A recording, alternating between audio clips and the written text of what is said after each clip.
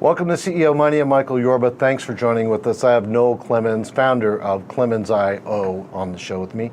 Nolan, welcome to the show. Thanks for having me. My pleasure. All right, tell our audience what your company does and what makes you so different about what you do.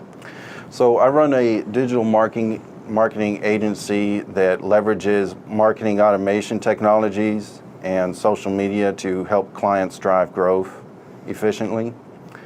And I first started a couple of years ago running cold email campaigns. And cold email at that time was relatively new, the way that you do it, because most people, when I say that, they think they can upload an email list into MailChimp, which is an email marketing platform.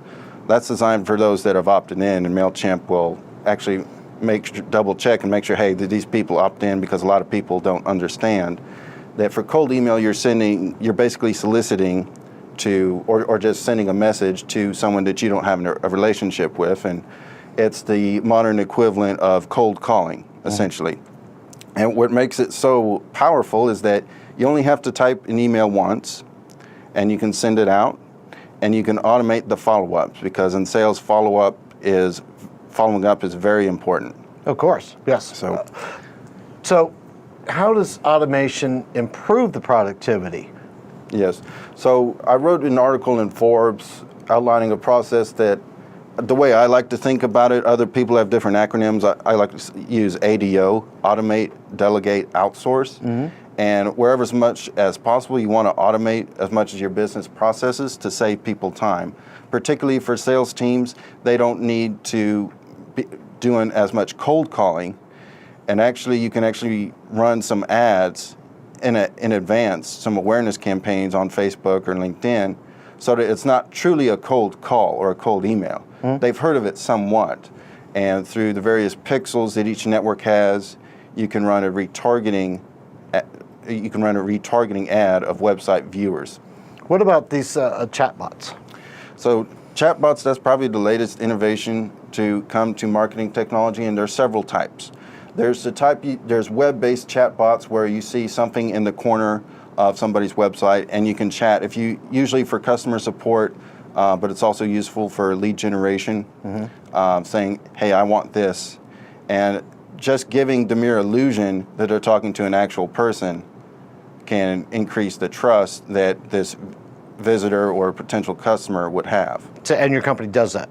Yes, we set those up. The other type of chatbot is on the specific platforms, in this case Facebook Messenger, which has over 1 billion users worldwide. I don't know if it's the biggest, because I think in mainland China, WeChat may actually be the biggest. And the reason why these messenger platforms are so powerful, so traditionally email has been the most powerful channel, the most effective channel. If you have 100,000 emails, they'll usually outperform 100,000 Twitter followers or other things. Absolutely. SMS is also powerful, according to various reports, but you don't have analytics, and you're limited in what rich media you can send. What's your favorite?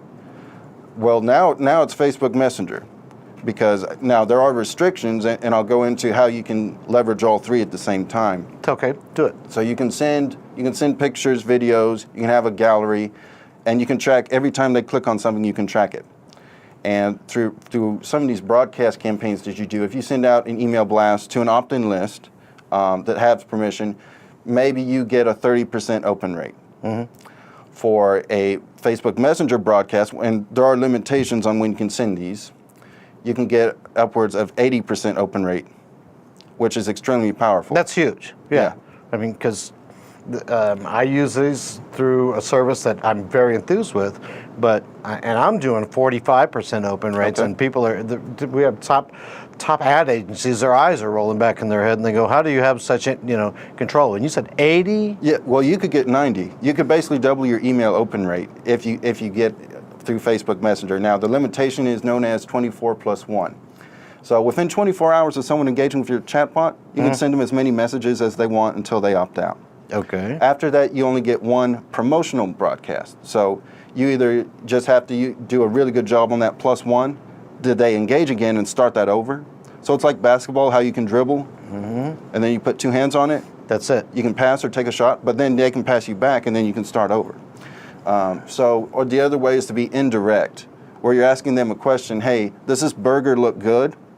Which is it's a rhetorical question, of course it does. Then they start over and then you send them a promotional deal. So it's not just what you're doing. You have to really be able to think through the messaging so that it actually engages with them initially, and then you have to consistently re-engage until you have a conversion. Is that where I'm getting? Yeah, yes. Once they Okay. convert, they convert. And there's different goals that you may have. For a restaurant, they could drop off at any time just because they don't have time or they're in the middle of something.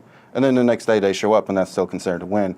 We're not quite there to where we can track store visits because Facebook, they did have a beacon technology, which they stopped doing it for some reason. And this is around the time there's a big user privacy scandal.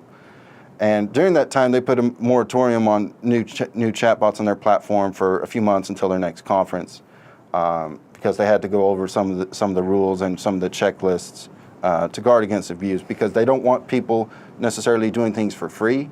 Even though if you're very skilled, you can do it that way.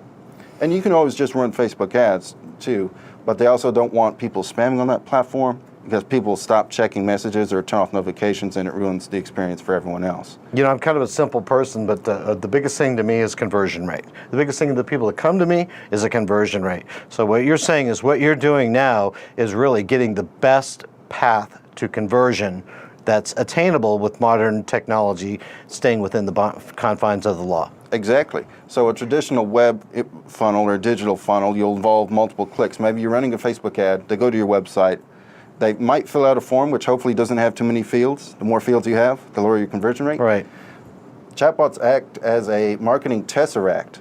You can fold space. I don't know if anyone read the Wrinkle of Time series, but you can skip a lot of clicks, which thus increases the conversion. I'd like to see this in play.